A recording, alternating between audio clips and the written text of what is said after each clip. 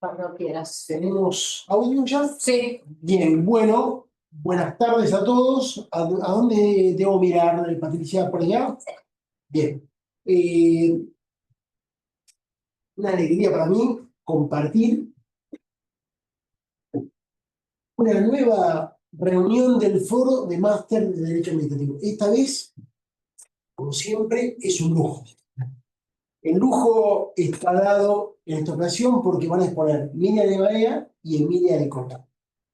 Miriam de Barea no precisa ninguna presentación, solamente voy a decir que ahora formalmente es directora del Departamento de Derecho Administrativo, venía ejerciendo ese rol de hecho hace mucho tiempo, y nos va a hablar sobre las transformaciones en el derecho administrativo. El tema que subyace es el de la tensión entre la eficiencia y los derechos humanos, si es que existe esta tensión. Miriam, un gusto y un placer. Muchísimas gracias. Hola a todos los que están por allá, a la distancia, ¿cómo están? Bueno, antes de comenzar, yo quiero incentivarlos a formar parte del Foro de Graduados. El Departamento de Derecho Administrativo y la Maestría de Derecho Administrativo solamente puede seguir adelante si los graduados reman junto a nosotros. Ustedes son los que realmente representan la maestría y el departamento. Y los necesitamos porque necesitamos seguir adelante. Necesitamos que el derecho administrativo desde esta universidad siga siendo un protagonista a nivel profesional, a nivel académico e incluso a nivel personal, porque también los grupos de trabajo a través del tiempo se han mantenido luego con grupos de amistad. Entonces, la idea hace ya casi 30 años y que Fabián siempre ha llevado muy bien adelante, ha sido darle la oportunidad a aquellos graduados con excelentes tesis, trabajos, investigaciones, lo que hacen justamente es alimentar al derecho administrativo y darnos nuevas ideas, nuevas perspectivas. Necesitamos renovación.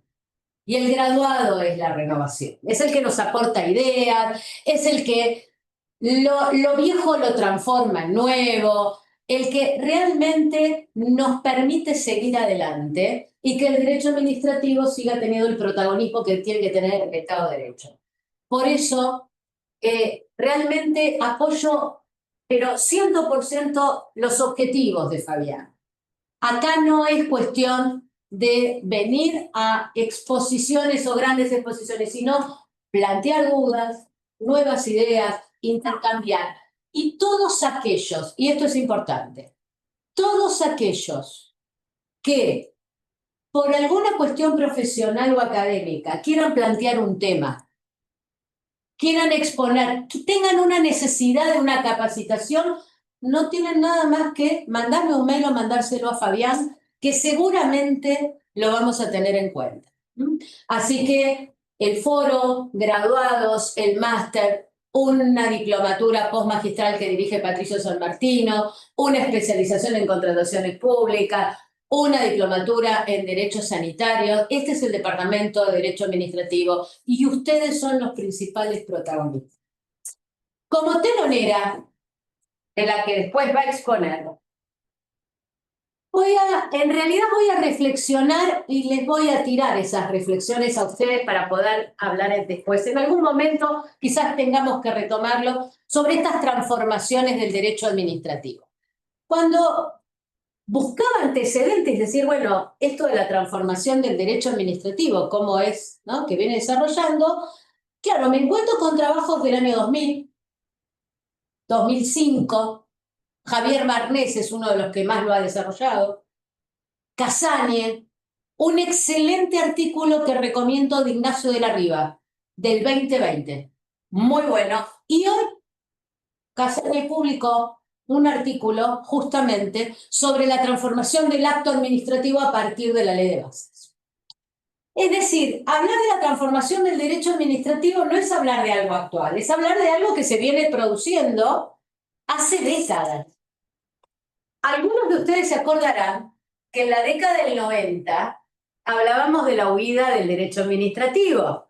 Y decíamos que no, que éramos los alumnos del máster los que queríamos huir. Me acuerdo que eran nuestras primeras promociones y de no, somos nosotros los que queremos huir. Era la huida del derecho administrativo y el cuestionamiento de si el contrato administrativo tenía una sustantividad para realmente identificarlo como una categoría especial o, en definitiva, tener que incluirlo dentro del concepto general y tratarlo y el contenido del contrato privado. La famosa discusión entre Mayral y Casagne. Eran épocas en las cuales el derecho administrativo se estaba transformando. Tenía una visión, pero no fue la única. Nosotros, si retomamos, del proceso al acto pasaron décadas. De ese derecho administrativo que buscaba en el régimen exorbitante su fundamento, sufrió las consecuencias no jurídicas, como dice Ignacio de la Riva, de los avatares políticos, económicos y sociales. La Primera Guerra Mundial, la Segunda Guerra Mundial, las revoluciones industriales, la Guerra Fría, el avance de Rusia sobre Europa, la guerra en Vietnam, una América que estaba entre gobiernos democráticos y gobiernos no democráticos. Es decir, no podía el derecho administrativo estar ajeno a realidades, en el cual, evidentemente, dentro de las disciplinas jurídicas, es una de las más comprometidas, por así decirlo, con la ideología política. Entonces, la verdad es que el derecho administrativo sufrió distintos tipos de transformaciones y de adaptaciones que estuvieron dados a nivel normativo, a nivel doctrinario, en distintos países como Colombia, que de repente constituye un sistema de control administrativo similar al de Francia, con cortes constitucionales, donde el debate entre lo que puede ser la inconstitucionalidad y la ilegitimidad está totalmente separado a partir de los tribunales que van a dilucidar los conflictos. Es decir, un derecho administrativo que siempre se ha transformado a partir de la idiosincrasia de cada país, de su realidad y de los factores totalmente externos.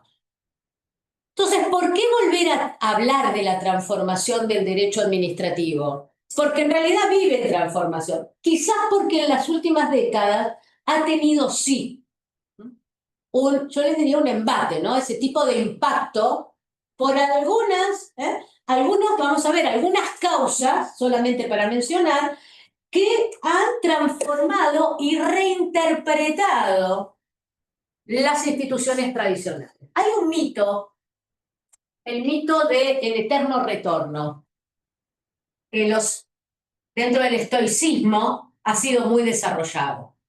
Incluso hay una obra de 1949 sobre que habla del mito del eterno retorno desde un punto de vista más religioso. Pero el mito del eterno retorno, en realidad lo que trata de explicar es que después de la evolución, de una evolución, se produce como una destrucción, se vuelve a renacer y casualmente se reiteran determinadas características que ya se habían producido antes de la destrucción.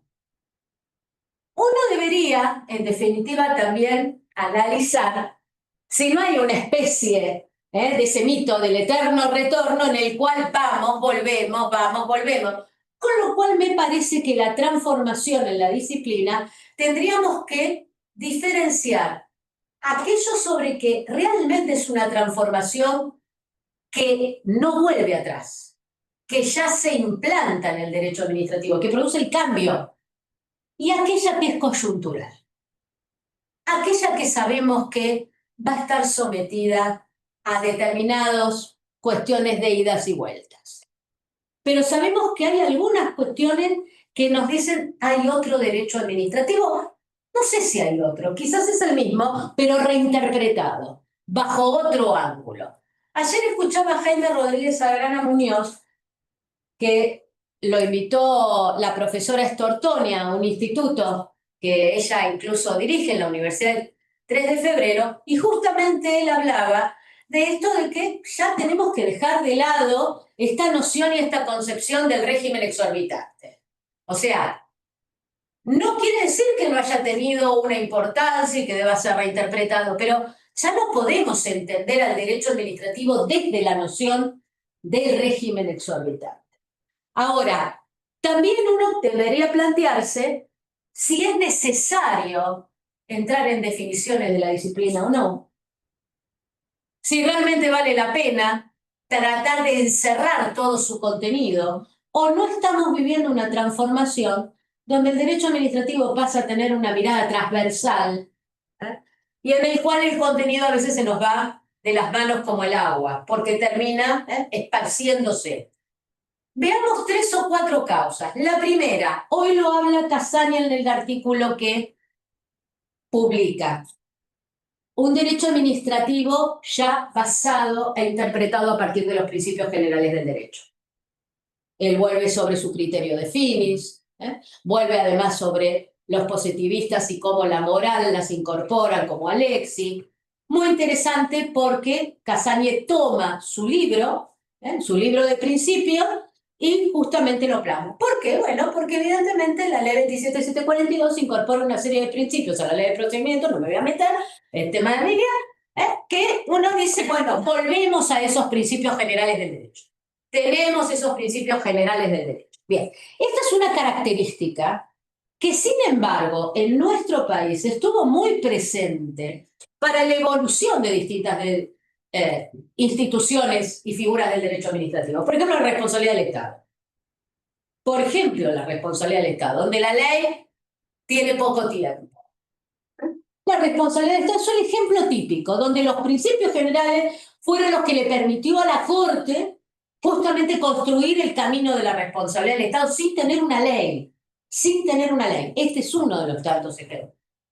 El segundo aspecto que me parece que es una transformación en el derecho administrativo está dada fundamentalmente por no solamente, o sea, no solo en esta disciplina, sino en el derecho en general, que es la influencia que empiezan a tener los tribunales internacionales. Es decir, la globalización, una cierta globalización jurídica, más allá de la globalización tecnológica, una globalización jurídica, por así mencionarlo, donde la comunicación nos hace entender que Iberoamérica tiene puntos en común, que va a resolver los conflictos bajo criterios similares, aunque sean distintos tipos de tribunales, y esta especie de globalización jurídica con un protagonismo muy particular de tribunales como la Corte Interamericana de Derechos Humanos, cuyas interpretaciones la toma la Corte Argentina, la Corte Federal Argentina y los tribunales superiores de las provincias, que van justamente dando un camino y una interpretación al derecho administrativo. Salimos del esquema conservador de una corte que se mira el ombligo, porque este era uno de los problemas que tenía el derecho administrativo, se miraba el ombligo. El derecho administrativo ya no puede mirarse el ombligo, ya tiene que mirar principios generales del derecho que no le interesa si están o no incluidas en una ley. Porque antes de la 27.742, todos aplicaban la tutela administrativa efectiva, la seguridad jurídica, la transparencia, etcétera, etcétera. Con lo cual, yo tengo un derecho administrativo que ya empieza a mirar más allá del esquema normativo rígido, pero que además se va a alimentar de otra cuestión, las decisiones de una corte internacional. Tercer aspecto, muy importante en este sentido, que no la podemos negar, la tecnología. La tecnología. Y ustedes dirán, no, pero la tecnología nos permite el intercambio permanente, el que ustedes estén allá, que nosotros lo tenemos acá. La tecnología cambia. Quizás no haya habido un impacto tan directo, pero no nos podemos engañar. El expediente electrónico, todos los sistemas informáticos, los nuevos medios de prueba, la validez de un WhatsApp, de un mail, en procedimientos administrativos, el cambio de la vista, es decir, de la figura de la vista, la tecnología va siendo una herramienta ajena al derecho que va a venir a tener un impacto en distintas instituciones. La responsabilidad del Estado en esta materia. Nos va a quedar pendiente, y esto sí es lo que se viene, la inteligencia artificial. Sobre esto sí tengo algún segundito después. Ahora, estos son 3 factores traídos al azar. Hay un cuarto. Hay un cuarto factor que quizás a veces lo pasamos desapercibido, y es la corrupción. La corrupción ha producido un impacto en el derecho administrativo a nivel de tener que incorporar la transparencia pública ya en forma expresa, el acceso a la información, la integridad, aquello que hemos emprendido como ética, y la ética pública y la ética privada, y que de repente la integridad pasa a ser un condicionamiento, no solo de aquel que tiene una relación de empleo público, de las instituciones. De las instituciones. La corrupción obligó al derecho administrativo a incorporar la transparencia en distintas figuras y en la interpretación. La motivación de los actos, fundamental. Primer dato, pero para tenerlo en cuenta. Toda la materia contractual, pactos de integridad, compliance, el acceso a la información pública, la incidencia total en materia de procedimiento administrativo, la participación ciudadana, sentencias vinculadas a la participación ciudadana. ¿Por qué? Porque habría que abrir. El derecho administrativo dejó de mirarse el ombligo. Necesita manifestarse, y esa manifestación fundamentalmente estuvo dada por lo oculto. El derecho administrativo ya no puede permanecer oculto, se muestra. Y esto porque todo tiene un eje, les puedo agregar. La influencia del famoso soft law, recomendaciones de la OIT, de la Organización Mundial de la Salud, de la OCDE, de la OMC. Podemos seguir, hay un montón de factores que han incidido en los distintos, y que han incidido en la fuente del derecho, que esto además es lo que tiene como fundamento. Pero el eje, creo que en esto coincidimos todos, el eje es la persona humana. Y esto me parece que es la transformación que no es coyuntural. Yo podré en estos momentos, porque uno no lo puede discutir, a partir de una serie de transformaciones, estudiar quizás con un mayor énfasis cómo convierto un organismo descentralizado en uno centralizado, cómo hago para transferir el personal, cómo hago para privatizar una empresa, y quizás dentro de 20 años esté en el periodo de la estatización. Vuelta a recurrir a los autores tradicionales, porque durante 20 años se preocuparon por las privatizaciones y las concesiones y la venta, y vuelta a las estatizaciones. Eso es coyuntural. Lo que no puede ser coyuntural es tener el eje en la persona humana. Es un derecho administrativo en el cual la potestad pública, instituida por un interés público, tiene el límite del derecho administrativo y tiene como norte a la persona humana. Esto no es coyuntural, esto es definitivo, esto tiene que ser definitivo. Si yo pongo el énfasis en la dignidad de la persona, en sus derechos, y tomo este bloque, porque no deja de ser un bloque, e interpreto la potestad pública a partir de la satisfacción, evidentemente el derecho administrativo ya me está dando otro tipo de contenido, otro tipo de interpretación, que es la que no va a estar en última instancia en juego, ni va a poder ser eliminado, cualquiera sea la ideología política que pueda llegar a influir dentro de los temas de la transformación del derecho administrativo. La ley 27742 realmente incorporó los principios generales, que va a hablar Emilia seguramente, e incorpora la eficacia, como marcaba bien Fabián, una eficacia en el cual nos pone en debate cómo hay que organizar al sector público, en realidad, cómo hay que organizar al sector público, cuáles son los objetivos, cuál es la importancia del presupuesto público en la conformación de ese sector público en la realización de los bienes, y en la realización de los derechos de las personas. Esto también es un elemento que ha tenido, me parece, importancia dentro del derecho administrativo. Una eficacia que está dada por los objetivos.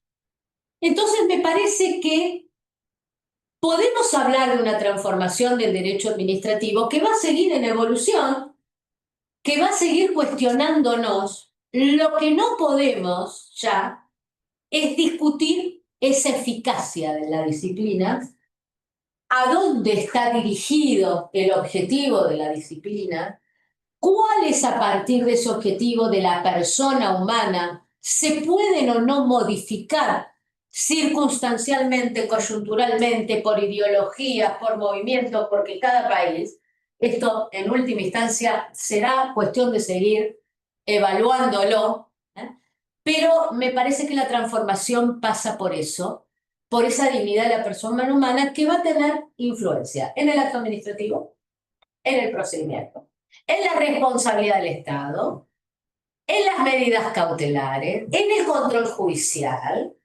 el cuestionamiento de la tutela judicial, de la tutela administrativa y de la tutela judicial efectiva, en la propia organización. ¿Qué tipo de organización necesita el Estado para satisfacer los derechos? Esto, la transformación del Estado desde sus estructuras, ¿responde o no responde a los derechos? Porque quizás responda a los derechos, pero responda también a otros fines, quizás pueda haber una combinación. Evidentemente, este es el devenir del derecho administrativo. Creo que hay mucho por hacer, hay mucho por reformular, hay mucho por pensar, y nos guste o no nos guste, la inteligencia artificial es realmente una herramienta que cada vez más se va a ir introduciendo y que vamos a tener que estudiar. El reglamento que se aplica desde el 1 de agosto del 2024 en Europa, en la Unión Europea, un reglamento terriblemente complicado, larguísimo, y que establece 5 riesgos aproximadamente de la inteligencia artificial, nos muestra la incidencia directa en el derecho administrativo. Pero directa, Directa. Regulaciones en todas las materias de derecho administrativo, el problema de los límites de las potestades, cuando el Estado utiliza la inteligencia artificial y puede poner en riesgo los derechos de las personas. ¿Dónde están esos límites? ¿Dónde está el límite no necesariamente de una ley o de una constitución, una ley, de un reglamento?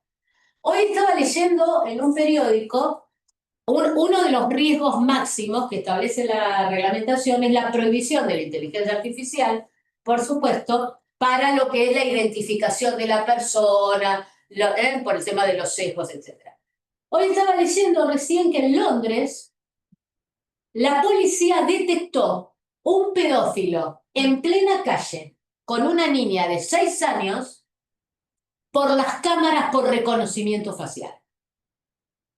Lo reconocieron, lo detectaron, pero fue automático, lo detuvieron, la persona estaba denunciada, evidentemente, y de repente, claro, se utiliza una cuestión de reconocimiento facial con la intervención también de inteligencia artificial y paralelamente otra nota. En el caso Liam, el abogado de la familia Liam propone 2 expertos en inteligencia artificial. ¿Saben para qué? Para hacer todo un estudio de los teléfonos celulares y de las comunicaciones para que los puedan sistematizar con mucha más rapidez y detectar, digamos, cuestiones progresivas. Conductas, conversaciones y hacerlo mucho. La justicia no sabía qué hacer. Y dijo, miren, no quiero reemplazar un perito, decía el abogado de parte, no quiero reemplazar el perito. Lo que quiero es traerlo porque a ver que nos ayuden a sistematizar la información, porque son expertos en inteligencia artificial. Lo mismo está pasando en muchos países. Nuestro país tiene en algunos aspectos ciertos avances. Hay organismos en otros países donde, por ejemplo, todo lo que son las denuncias, y fíjense lo importante de la transparencia, todo lo que es denuncia contra funcionarios, contra irregularidades, etcétera, etcétera. Bien, ¿qué sucede? Inteligencia artificial sistematiza esas denuncias y lo que establece son grados de prioridades. Aquel que tiene que ver la denuncia termina viendo todo, pero prioriza aquellas que la inteligencia artificial le va determinando. ¿Qué hace? Ahorra tiempo. ¿Qué hizo? Un nuevo procedimiento. Otro tipo de procedimiento distinto. Procedimiento distinto de denuncias. Lo tramita quien determina la importancia de la inteligencia artificial, el ser humano, por supuesto, tiene que analizarlo. Entonces, esto necesariamente también va a producir un cambio, nos guste o no nos guste. Que no hablemos del reemplazo del ser humano es otra cuestión. Es otra cuestión. Ahí no estoy de acuerdo, no creo que haya un reemplazo, pero es una nueva herramienta y como nueva herramienta va a terminar afectando al acto, al procedimiento, a la responsabilidad del Estado, a los derechos de las personas. Y el derecho administrativo no puede estar ajeno. ¿Por qué? Porque la transformación, y con esto termino, uno la tiene que ver bajo qué punto de vista habla de la transformación. ¿Es la transformación a nivel normativo? Bien, podemos decir, por ejemplo, que la ley 27742 produjo una transformación en el derecho administrativo a nivel normativo. RIGI, concesiones, organización administrativa, acto, procedimiento, gran transformación. Pero me parece que la transformación del derecho administrativo va mucho más allá de la norma. Porque dentro de unos años quizá la norma se deje sin efecto o se reemplace por otro. Entonces la transformación, vuelvo a repetir, el derecho administrativo hay que verla, cuando hablamos de esto, ¿de qué hablar? ¿Hablamos de ley, de norma, norma jurídica, ley, reglamento, o hablamos de contenido? Y en ese contenido revisar objetivos y revisar los instrumentos que nos da el derecho administrativo para cumplir los objetivos. Con esto, muchas gracias, Fabián. Muchas gracias.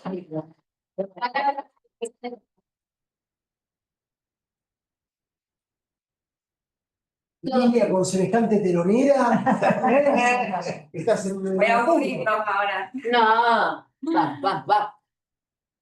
Bueno, gracias por la invitación, por este espacio. ¿La ven todos ahí sentadita? Yo no me veo muy chiquitita, Sí, pero a las voces del más allá, como le decíamos en la maestría, hola a todos.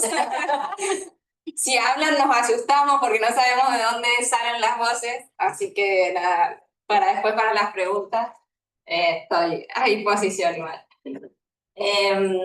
Bueno, un placer estar acá, un placer volver a la universidad que quiero tanto, si bien no es mi universidad de grado, la adoro, me brindó muchísimas herramientas y creo que el venir 2 años, soy de la provincia de Mendoza, venir 2 años a hacer un grupo humano muy lindo, los profesores fueron fantásticos, uno lo extraña, fueron muchos tiempos, muchos lunes y martes, y estar acá de vuelta es como que uno se siente en su lugar y escucharla a Miriam también te da un sentimiento de quiero volver. Ya voy a ir por el diplomado, pero bueno, este año... Quisiera destacar que Miriam vino exclusivamente porque quería presencialmente dar su conferencia o charla, ¿no? Compartir su charla.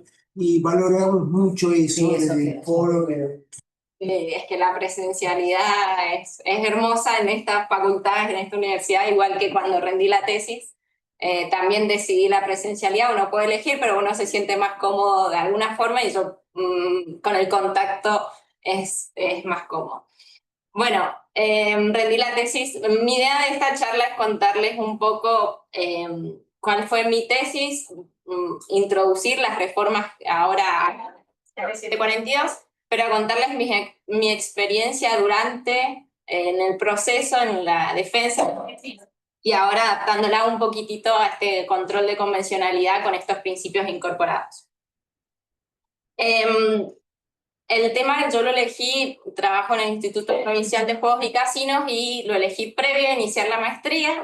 Es un tema de qué realiza la administración pública frente a una ley inconvencional, inconstitucional e inconvencional. Yo vengo del área de derechos humanos, soy profe de derechos humanos en la Universidad de Cuyo, participé en todos los moot courts de derechos humanos, me apasionaba el control de convencionalidad Entonces empecé a cursar desde mi primer materia con Fabián, viendo y escuchando y anotando esto para la tesis. Entonces es un tema que me apasiona y me cortan si me tardo mucho. Bueno, y en base a eso fue, bueno, de forma previa, primero, ¿qué es el control de convencionalidad? Después de forma previa al dictado del acto y después de forma posterior, ¿qué puede hacer la administración pública frente a una norma inconvencional? Para empezar, estudié todas las sentencias de la Corte Interamericana. Por sentencias me refiero a sentencias de fondo, de excepciones preliminares, interpretación de sentencias. Estas fueron 381. También estudié todas las sentencias de supervisión de cumplimiento de las sentencias, que fueron 723. Y también las opiniones consultivas, todo esto fueron 10 desde el año 2006. El control de convencionalidad es una creación pretoriana de la Corte Interamericana que se instaura en el caso Almonacid Arellano en el año 2006. Previo es desarrollada por el juez Sergio García Ramírez en sus votos razonados y siguiendo a Ferrer MacGregor de una forma muy simple, es un análisis de compatibilidad entre el acto y la norma concreta y la Convención Americana de Derechos Humanos y la interpretación de la Corte. Nosotros vemos que este control de convencionalidad es gradual en el tiempo del desarrollo de la jurisprudencia de la Corte. Tenemos distintos aspectos, tenemos distintas modalidades y mi análisis fue a través del tiempo. Es lo que voy a desarrollar en primera parte. Después voy a desarrollar los principios receptados por el artículo 1 bis de la reforma de la ley y luego voy a hablar de un tema porque me gusta ese tema, es la revocación del acto administrativo irregular estable y la suspensión. Eso va a ser mi exposición de hoy, reducida un montón, pero vamos a tratar de tocar los temas más importantes y no aburrirlos con teoría y demás aspectos. Para ver qué es el control de convencionalidad, me pregunté qué es el control, para qué sirve, quién lo realiza, cómo se ejerce, las preguntas básicas para ver cómo lo ejerce la administración pública. ¿Qué es el control? En el caso del Almonacid Arellano dice que es una especie de control de convencionalidad entre las normas jurídicas internas y la Convención Americana y también la interpretación que de esta ha realizado la Corte.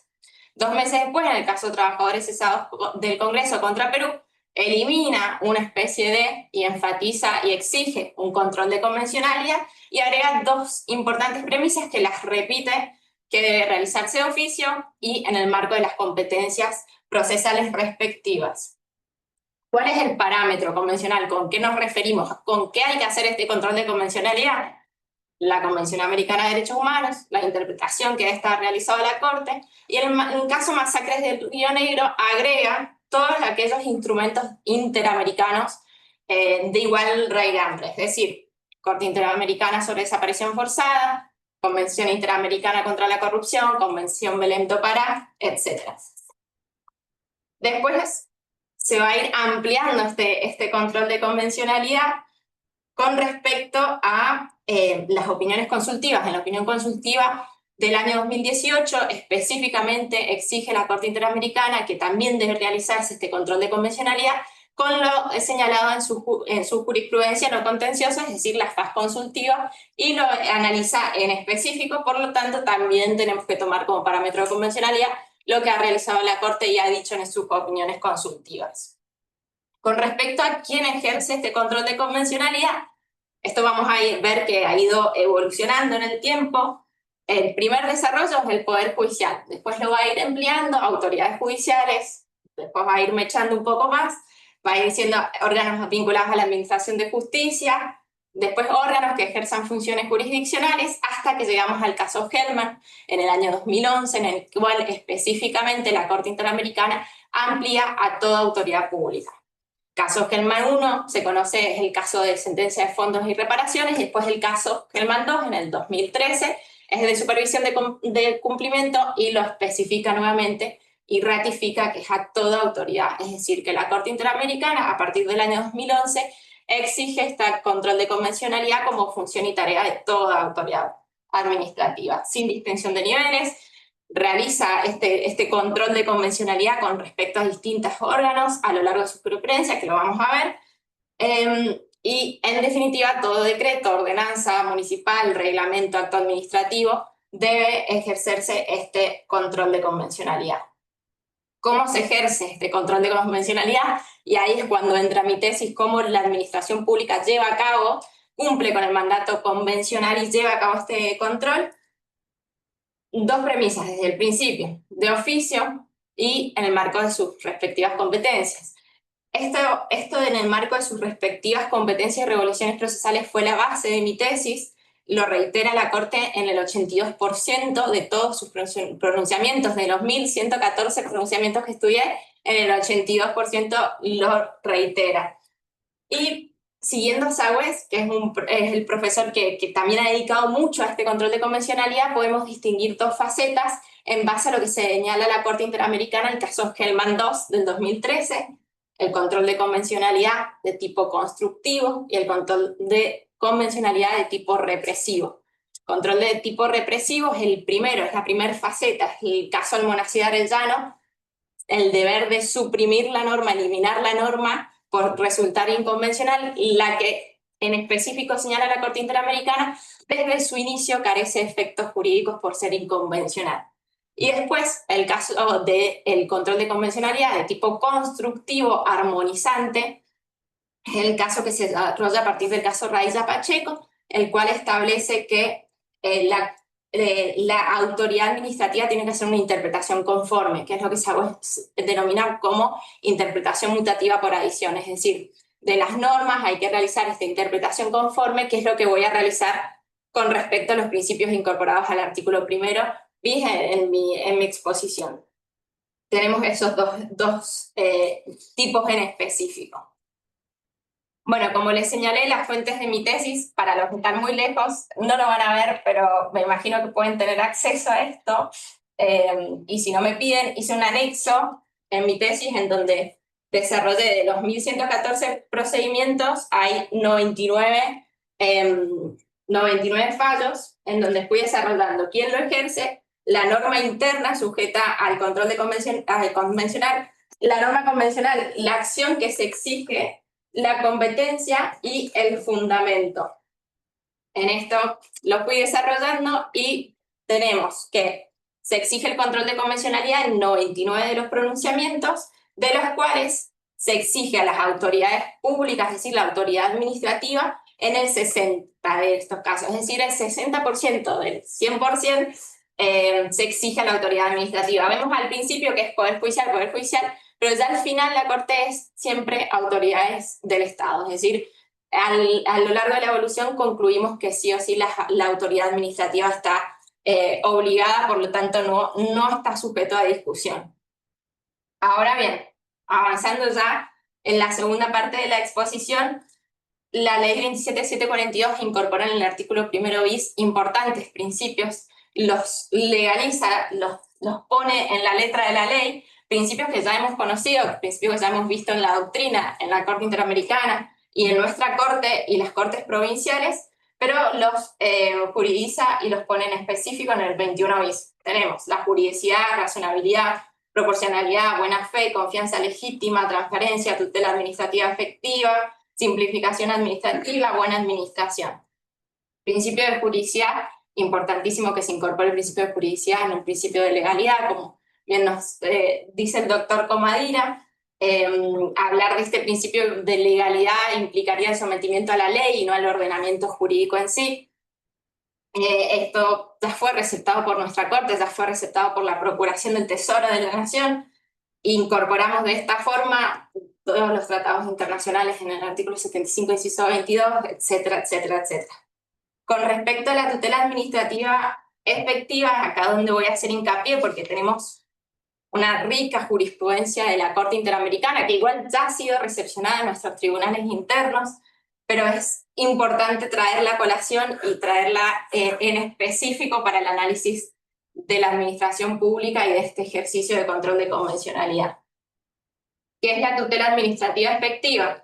Este caso en específico con respecto al derecho administrativo, hay muchísimos casos, no voy a hablar de todos porque no vamos a terminar, pero Itcher Bronstein, Maldonado Ordóñez, Danier, Baena Ricardo, Chocrón, etcétera. Son muchos casos de la Corte Interamericana, están todos citados en mi tesis, nos podemos remitir ahí.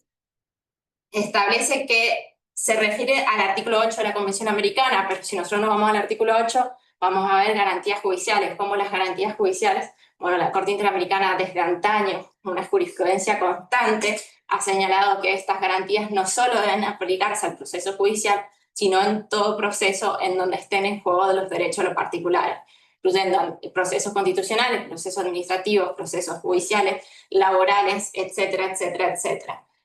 Todas las garantías mínimas que deben respetarse en este procedimiento administrativo, cualquier otro procedimiento que pueda afectar todo tipo de derechos de las personas. Maldonado Ordóñez en específico, por ejemplo, se desarrollan los procedimientos administrativos y laborales conducidos por el Poder Ejecutivo en contra de funcionarios públicos. También en el caso Páez contra Chile, que es relativamente reciente, se especifica con los procedimientos de selección de personal, nombramientos, ascensos, descensos, etcétera, etcétera, etcétera, de funcionarios públicos. Es importantísimo que todos estos procedimientos deben regir, todos estos derechos y garantías deben regir el procedimiento administrativo. Artículo 8 de la Convención Americana es muy largo, como el artículo 1 bis, inciso primero, inciso A, y nos desmiembran distintos derechos y distintas garantías. Tenemos en primer lugar, bueno, además de que esto ya ha sido recepcionado en el caso de los Cicer y Astorga Brach de nuestra Corte. El derecho a ser oído, es importantísimo el derecho a ser oído, si bien ya se encontraba antes de la reforma de antes de la reforma de la ley, ya lo preveía en el artículo 1, inciso F. La Corte Interamericana ha desarrollado desde antaño, que es el derecho a ser oído. Tenemos muchísimas herramientas, la posibilidad de la persona de ser escuchada durante el procedimiento antes de la emisión del acto administrativo. Tenemos el caso Mina Cuero contra Ecuador, un caso en específico que se destituye a un policía en Ecuador y no se permite el derecho a ser oído a esta persona. Específicamente señala que debe contar con amplias posibilidades de ser oídos y actuar en los procedimientos respectivos.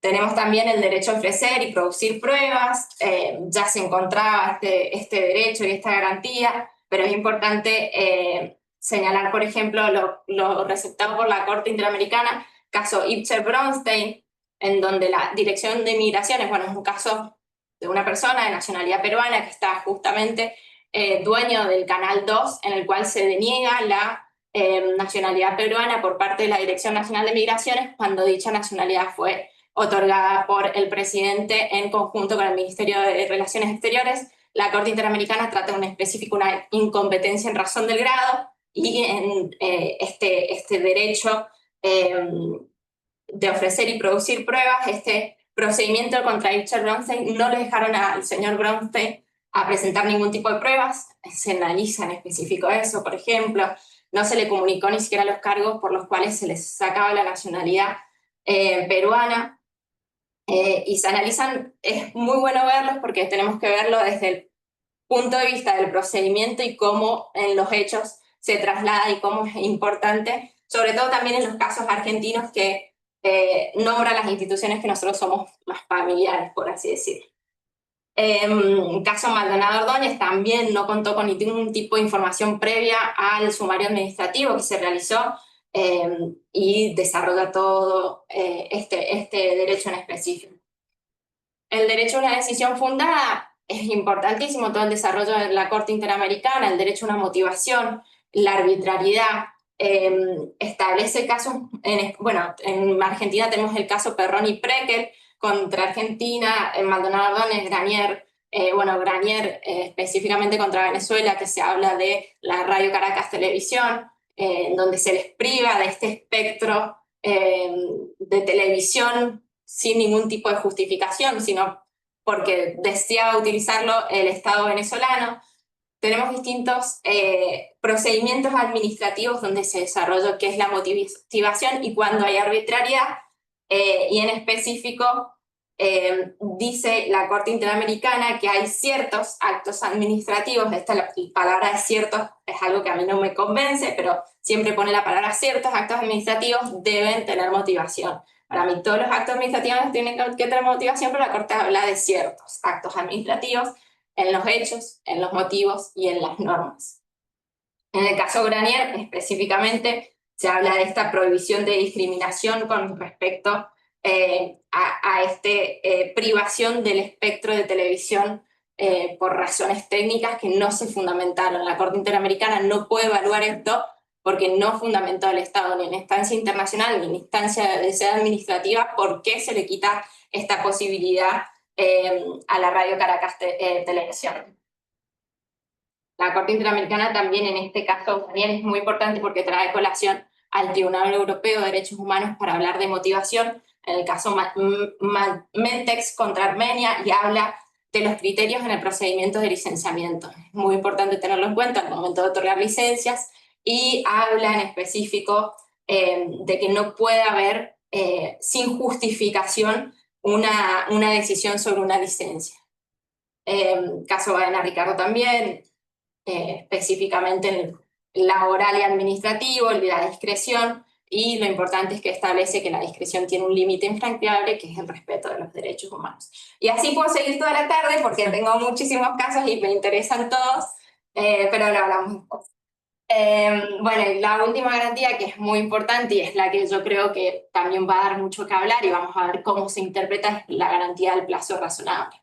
La garantía del plazo razonable surge en el Tribunal Europeo de Derechos Humanos, no surge en la Corte Interamericana, lo trae la Corte Interamericana a partir del caso Mota contra España y el caso Ruiz Mateos contra España, y establece que el plazo razonable es una garantía que se establece a partir de 3 elementos. Estos 3 elementos los desarrolla la Corte Interamericana y establece, en primer lugar, la complejidad del asunto, la actividad procesal de las partes, tanto del interesado como también la conducta de las autoridades públicas, y por último, en el caso Ansualdo Castro contra Perú, agrega un cuarto elemento de la Corte Interamericana, que es la afectación generada de este plazo razonable en la situación jurídica de la persona. La Corte Interamericana desarrolla distintas pautas para establecer estos 4 elementos del plazo razonable, que es lo que va a ser un gran desafío de nuestra administración pública, de decidir cuándo hay un plazo razonable o no, y analizar este aspecto. La Corte los desarrolla en mucha de su jurisprudencia. Deberíamos enfocarnos en la jurisprudencia relacionada al derecho administrativo, en específico, por ejemplo, en el caso Perrón y Precker, desarrolla en específico cuánto tiempo estuvo en sede administrativa, cuánto estuvo en sede judicial, y por ser la sede administrativa obligatoria para la sede judicial, toma en cuenta el parámetro de los 2 procesos. Y dice, para la señora Perrone, el plazo de 11 años, 3 meses, etcétera, etcétera, no es un plazo razonable. Para el señor Precker es un poco menos, pero también es irrazonable. Y en específico hay un caso, bueno, que es el caso Jackie Axa, que es una solicitud de reivindicación de tierras indígenas, en donde establece que es un plazo administrativo que se prevé un plazo de 3 días, de 30 días, perdón, pero el Estado se tarda 3 años y 1 mes, y señala que de 30 días estipulado en la ley a tardarse 3 años y 1 mes no es un plazo razonable. Por ejemplo, bueno, plazo razonable ya había sido receptado igualmente en nuestra sede por la Corte Suprema de Justicia de la Nación. Ahora hay que ver cómo se traslada esta positivización en el actuar de la administración, que esperemos que se traslade. La esperanza es lo último que se pierde. Bueno, ahí hay los distintos principios también, celeridad, economía, sencillez, eficacia, etcétera, etcétera, etcétera, que tenemos mucha soft law y jurisprudencia a los fines de interpretarlos. No tenemos tanta jurisprudencia de la Corte Interamericana, pero sí tenemos distintos instrumentos para llevar a cabo este control, esta interpretación conforme de los mismos.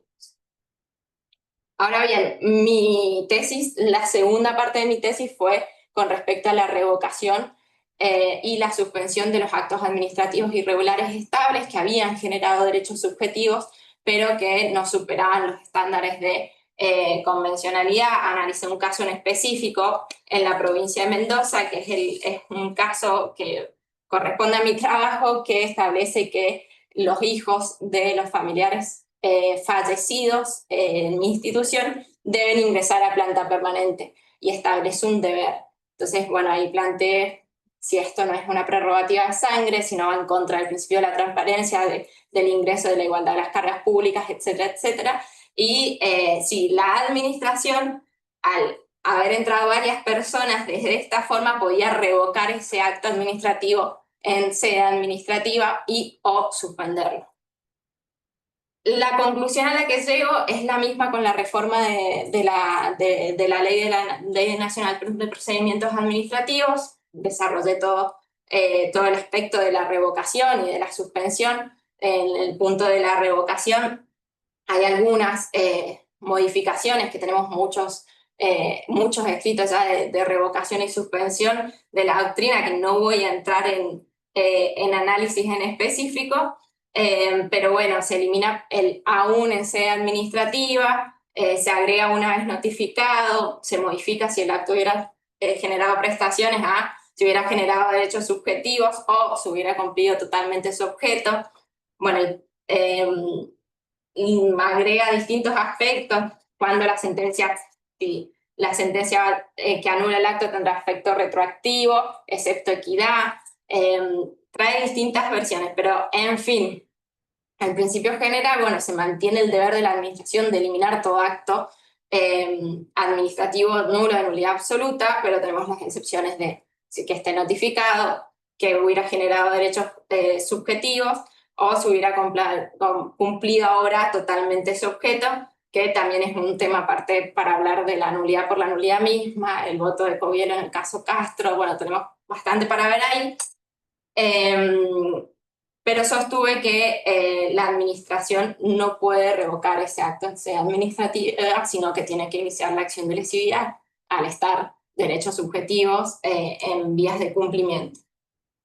Hice todo un desarrollo más largo que los invito a leer, pero no los quiero aburrir. Y con respecto a la suspensión del acto administrativo, también sostuve en su momento, a los fines de este control de convencionalidad y el derecho subjetivo ya creado, la expectativa de la persona en la administración, que tampoco la administración podía suspender este acto administrativo en sede administrativa, sino que tenía que solicitarlo junto con la acción de lesividad, una medida cautelar a través del artículo 16 de la Ley de Medidas Cautelares. Doctrina dividida en suspensión, procuración del Tesoro Nacional desde el año 2006. Tenemos hasta el año 2018, tenemos cambio de criterio en los distintos dictámenes. Estudiamos un montón con el doctor San Martínez con respecto a este tema. En el caso de Mendoza, sí que un caso en específico, que es el caso Espaltro, que la Suprema Corte de Mendoza niega la posibilidad de la suspensión por parte de la administración del acto administrativo irregular estable. Y ahora la Ley Nacional de Procedimientos Administrativos incorpora en el artículo 17 que no podrán suspenderse en sede administrativa todos los efectos de los actos que se consideren afectados de nulidad absoluta cuando tampoco se admita su revocación en dicha sede. Por lo cual, básicamente se recepta lo que se había mencionado en la tesis y una parte de un sector de la doctrina con respecto a la suspensión de los actos administrativos. Es decir, que el legislador le copió la tesis a... Un lujo. Pero bueno, desde ese punto vamos a ver ahí lo que yo sostuve en su momento es que de esta forma la administración pública no estaría violando su deber del ejercicio de control de convencionalidad y la eliminación de todo acto administrativo que no supere los estándares de convencionalidad, porque como dijo la Corte, en el 82% de los casos el control de convencionalidad debe ser ejercido en el marco de las respectivas competencias y las regulaciones procesales correspondientes. Y concluí en el sentido de que la administración pública debe ejercer este control de convencionalidad en el marco de estas respectivas competencias. El control constructivo siempre debe ser ejercido de forma previa al acto administrativo, y frente a este acto administrativo irregular estable por parte de la propia administración, ejerciendo un control de convencionalidad, debe hacer esta acción de lesividad y esta solicitud de medidas cautelares, y no por eso hay una vulneración a el ejercicio o el mandato convencional de realizar un ejercicio de control de convencionalidad, entendido desde la faceta pura, primaria, represiva del caso Almonacid Arellano destinado al Poder Judicial. Así que bueno, esa fue mi experiencia. Cualquier consulta, duda, son bienvenidas. Respecto a la preparación de tesis, lo que necesiten, siempre estoy a disposición. Mis compañeros, gracias por el aguante, lo saben, así que nada, un placer y gracias.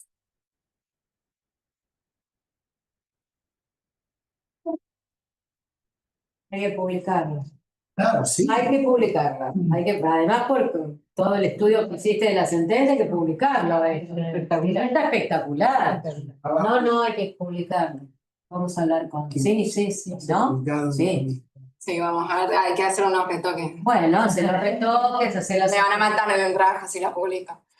No. Es un trabajo Me prende fuego la oficina. Es un trabajo que merece ser conocido, ¿eh? Bueno, gracias. Es un trabajo Gracias. muy bueno, muy bueno. Gracias. Bueno, ¿alguna duda los que están atrás, allá, lejanos? ¿Alguna pregunta?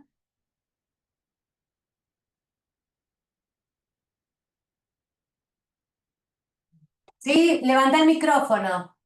Levanta el micrófono. No sé si alguien levantó la Sí, levantar. Hay que levantar. Garda, debe decir. Juancito Garda.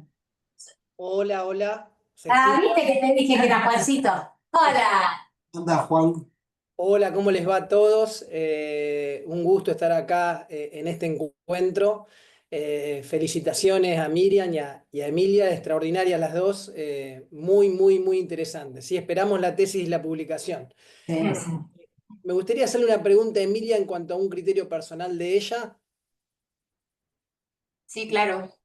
Emilia, dado que has investigado tanto la jurisprudencia de la Corte Interamericana, hay una cuestión que se debate en la doctrina y la verdad que en lo personal me encantaría saber cuál es tu perspectiva, sobre todo en esto del control de convencionalidad ex oficio, en los fallos que dijiste, Helman versus Uruguay de 2011, García Ibarra contra Ecuador de 2015, en el sentido de cuando la Argentina no es parte en ese proceso de la Corte Interamericana de Derechos Humanos, hay una cierta división en la doctrina si igual esa doctrina es obligatorio para nuestro país. Más allá del contenido sustancial de que por supuesto todos apoyamos esa doctrina, me gustaría saber tu perspectiva personal al respecto, dado que en eso no es pacífica la doctrina, reitero, cuando el Argentina no es parte en un juicio de la Corte Interamericana de Derechos Humanos. Quería saber tu opinión y bueno, saludos para todos. Muchas gracias. Sí, tal cual. Bueno, específicamente en el caso Helman 2 del año 2013, la Corte trata esto y habla de la res judicata y la res interpretata. Habla de la cosa juzgada de la res judicata en cuanto el Estado esa jurisprudencia es obligatoria al Estado en cuanto parte de la Convención Americana y el artículo 61, y de la res interpretata en que es obligatoria en el sentido de interpretación a raíz de esta jurisprudencia en razón del artículo 62.3 de la Convención Americana. Yo en específico traté el margen de apreciación nacional en otro estudio con la doctora Ábalos en una diplomatura que hice antes de la maestría, y considero que el margen de apreciación nacional tiene que estar en cada uno de los estados. Sería ilógico que se le exija a Argentina la aplicación tal cual de una sentencia dirigida a República Dominicana, cuando las culturas y los procedimientos internos y todo es distinto, pero la Corte Interamericana yo creo que como Estado se debe aplicar la jurisprudencia con esta interpretación armonizante con respecto a los procesos internos y las culturas y cada uno del margen de apreciación nacional, que sabemos que es el Tribunal Europeo, pero la Corte Interamericana lo trata Augusto Cansado Trindade en uno de sus votos razonados, y creo que es muy importante guardar eso y respaldar también los estados de que no se puede aplicar de la misma forma a un estado juzgado en un caso en específico a un estado que no fue parte de ese procedimiento, pero que sí sirven a los fines de, por ejemplo, los estándares interamericanos, que acá el doctor Nachi de Casas ha desarrollado con soltura en su último libro. Yo considero desde ese punto que sí, pero desde esa perspectiva y con esa salvaguarda del margen de apreciación nacional y de la res interpretata como lo hace la Corte Interamericana en el caso Angelman II del 2003. Ahora bien, te hago una consulta. Sí. Cuando vos hablas del alcance del margen de apreciación nacional, ¿cuáles serían aquellos supuestos que estarían en juego? O sea, ¿cuál sería la apertura que el Estado tiene para no aplicar un estándar de la Corte Interamericana en el caso de la República Argentina? Claro, bueno, ahí O sea, para hacerlo más concreto. yo considero que los estándares sí deben ser aplicados. Los estándares en general, los principios de la Corte Interamericana sí tienen que ser, los estándares son generalizados para todo el pueblo interamericano, por así decirlo. No puede ser un estándar aplicable para un país y no para el otro, sino yo hablo de los distintos aspectos en específico con respecto a un estado que se quieren trasladar de igual forma a otro estado, con otra idiosincrasia, con otra cultura, con otro procedimiento interno que no es posible trasladar directamente. Sería como la aplicación sin el contexto y sin interpretar y armonizar esta jurisprudencia de la Corte con respecto a un estado. Pero yo creo que los estándares y los principios, por ejemplo, el control de convencionalidad, no podría decir, bueno, con respecto a Argentina no se ha fallado nunca, no se ha exigido el control de convencionalidad. No, a pesar de que no es así, pero si fuese así, no, igualmente el control de convencionalidad y este estándar debe aplicarse por esto de la res interpretata de la Corte Interamericana y este estándar que es, como por así decirlo, no en concreto, sino más abstracto, centralizado a la persona humana y no al Estado en sí.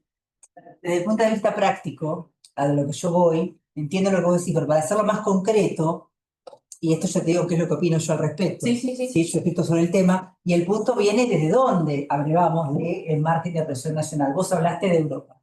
El margen de apreciación nacional es un criterio de deferencia que hace la Corte respecto a lo nacional, sobre aquellos aspectos en los cuales no haya coincidencia en el escenario internacional.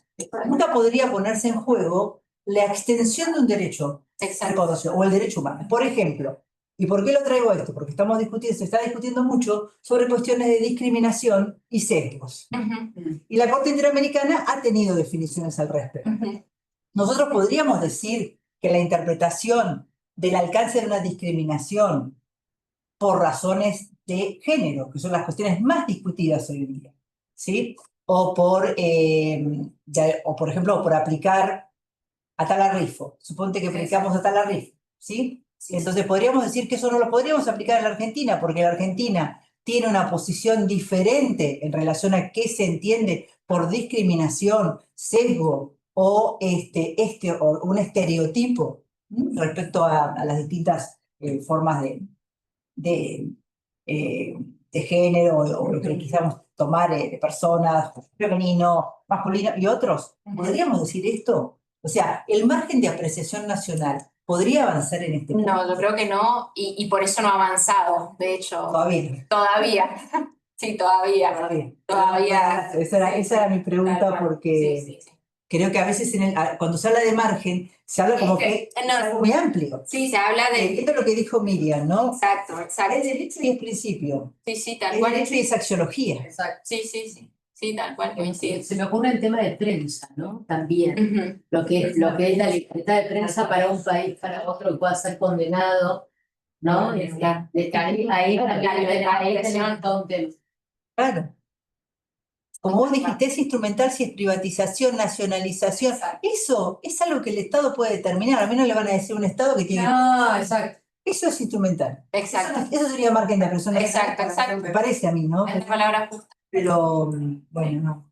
Muy buena su exposición. Gracias. Muy buena, muy completa. Tampoco quiero leerla. Me encantó. Bueno, gracias. Muy bien. Muy bien. Vamos a las preguntas. Fascinado. Queremos que la publiquen, no somos un seudónimo. Un seudónimo. O saca el caso. Sí, hay que sacar el caso. Es que Saca el caso. es lo rico, porque me gustó. Bueno, es lo que les comentaba, que en la maestría hicimos todo teoría, caso hipotético, teoría, caso hipotético. Entonces quería buscar eso en mi tesis, de trasladar el espíritu nuestro, decir, bueno, esta es la teoría, bueno, en este caso hipotético Para sacar el caso. hay que sacar el caso. Saca el caso y solución. dale. Bueno, Muy bien. ¿tenés el próximo ya? Todavía, digamos, lo tenemos un pectore, pero Ok, no lo vamos a decir todavía. bueno, tenemos en junio entonces. En junio. En junio tenemos un nuevo encuentro del foro. Yo tengo algo inspector para usted, doctora. ¿Qué? Oh, ¿qué? Porque me dejaste pensando con este tema de que nosotros hablamos mucho de la centralidad de la dignidad humana. Y empezaste con el desarrollo histórico, me encantó. ¿Por qué? ¿Cómo estamos parados hoy en el mundo? ¿Y dónde queda la dignidad de la persona humana? ¿Y cómo se relaciona este nuevo derecho o este derecho administrativo, que siempre sigue siendo jus in fieri, ¿no? Como dijo Miriam. ¿Y cómo se relaciona frente a la visión que tenemos hoy de la persona humana? Vosotros, yo lo comparto, y lo sostengo, pero encuentro que en el escenario internacional y doméstico no hay una protección. Yo creo, a ver, todos sabemos lo que es digno para una persona en cuanto a sus derechos. Su libertad, es que la respeten, el tener derecho a la salud. O sea, hay una serie de derechos que hacen a que la persona sea digna. Tenga derecho a una salud, a una educación, a la alimentación, se la respete como es. Ahora, es cierto que hay un gran debate y que es un debate que le excede al derecho. El ejemplo en el cual a uno siempre se le pone ahí en la zona gris es el inmigrante. Hoy estaba leyendo el gran conflicto que tiene el concesionario del aeropuerto de Barajas con el alcalde de Madrid por la cantidad de gente durmiendo en el aeropuerto que no tiene techo, más de 400 personas. Entonces, están en un debate total porque no puede Madrid darles el lugar, no tienen dónde dormir, ingresaron al país, es el ingreso a Europa. Y de repente, claro, vos te ponés, esa persona también tiene una dignidad, y tiene una dignidad que viene el debate, se la tiene que dar el país receptor con todas las limitaciones que puede tener el país receptor, porque además ingresa un montón de personas, algunas con antecedentes penales, otras sin antecedentes penales, otras porque no les queda otra opción. Yo creo que el tema de la inmigración es uno de los temas que nos pone ahí, porque el inmigrante también tiene derecho a tener una dignidad. Ahora, aquel que lo recibe, ¿cuáles son esas, no? También es esa edad, hasta dónde llega esa edad para que haga que esta persona sea digna. Y fíjate que yo me ponía a pensar hoy, ¿no? Lo que debe ser el contrato de concesión. Lo dije, bueno, epa, concesionario, AENA. Claro, porque dije, ¿sabes a qué se comprometió? A hacer el relevamiento. Lo que va a hacer es un censo para ver si hay más hombres. El 70% son hombres, hay menos cantidad de mujeres, y prácticamente no hay chicos. Entonces tiene que hacer un censo de qué país vienen, la edad, si tienen qué problemas tienen, etcétera, etcétera. Yo decía, ¿no? A ver, acá se te mete el derecho administrativo, toda la regulación migratoria, el contrato de concesión, qué va a hacer el alcalde de Madrid cuando le digan hay que desalojarlos, porque el problema era que querían cerrar el aeropuerto entre las 9 de la noche y las 4 de la mañana, porque es la gente no es que llega al avión, es gente que ya está en Madrid y que no tiene dónde ir a vivir. Entonces va al lugar donde tiene, que no tiene frío, etcétera, etcétera, y la gente que tiene los locales de comida le dan de comer. Entonces es un debate. Yo creo que hay derechos que todos podemos identificar que hacen a la dignidad de la persona humana, y eso me parece que es el eje. Ahora, no deja de ser una cuestión también de interpretación de acuerdo a cómo está estructurado un país, a qué es lo que considera y el tema de las inmigraciones me parece que es lo que se viene. Es el problema que se viene. Es el problema que se viene. Gracias. Pero que ahí la interpretación quizá debería ser más global. Tendría que ser global, por supuesto que sí, porque uno se tendría que plantear por qué la persona emigra en su lugar, ¿no? Viola contar con las opiniones O sea, ¿cuáles son nacionales que den una visión ¿Cuáles global. las nacionalidades? Debe ser muy posible de diferentes interpretaciones por cada uno de los Y países. tenés las nacionalidades, aquel que quiera adquirir una nacionalidad, que, no, las medidas que Trump ha tomado han sido impresionantes. No voy a decir quién, pero un profesor tiene un problema con una hija que tuvo 10 años una autorización para estar en Estados Unidos, para estudiar y qué sé yo, y le dijeron, ¿se vuelve? ¿Se volvió? Se volvió con el nene norteamericano, se volvió. Y no puede volver a entrar. 10 años viviendo en Estados Unidos. Italia que aprobaron ayer. Italia lo que aprobaron. Entonces, cuidado, ahí hay toda una cuestión. Ahora, esta es una persona que tiene quien la contenga en su país de origen. Sí, en otras circunstancias, claramente. En otras circunstancias. Tal cual. Entonces, hay un debate, yo creo que ese es el otro debate, ¿no? Hay un debate que es la propia globalización, que es el propio movimiento del tiempo, donde además los países te dicen, mira, tengo un límite. Por eso, ahí el derecho y las circunstancias internas obviamente juegan un papel preponderante, pero me parece imposible pensarlo si no es desde una óptica No, global, tiene que ser global. Tiene que ser Dentro de lo global. global y de derecho internacional público, estaba pensando, por ejemplo, Marruecos es un gran problema para España. Sí. Ahora bien, el Reino de Marruecos, me contaba Josué el otro día en Mariñán, uno de estos compañeros de los encuentros que tenemos acá con los colegas, que el 60% de los ingresos en Marruecos van para el Reino de Marruecos. O sea, no lo tienen, no lo reciben las personas. O sea, solamente se distribuye el 40%. Entonces lo que me decía es, ¿por qué no hace algo la Unión Europea al respecto? ¿Por qué no busca una alternativa en la cual puedan desarrollarse los marroquíes dentro de su país con un gobierno, con un Estado, en este caso, bueno, es una monarquía, pero también es una forma de gobierno, que distribuya de mejor modo? O sea, ¿hasta qué punto podría...? Bueno, y después empiezan las interferencias, injerencias, pero bueno, Es un debate que se viene. Hace muchos años hay países que han sufrido. México es uno de los que ha sufrido la mayor cantidad de inmigraciones por paso para Estados Unidos.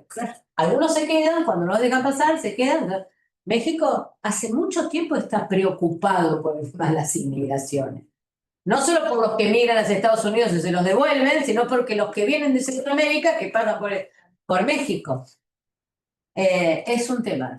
Pero coincido con vos, tiene que tener una mirada global. Que es otra transformación, si hay o no un derecho administrativo global. Esta la podemos dejar para otra. Nos vemos y no se olviden de la maestría, de las diplomaturas, del foro. Hay que darle empuje. Vamos a hacer siempre. Vamos.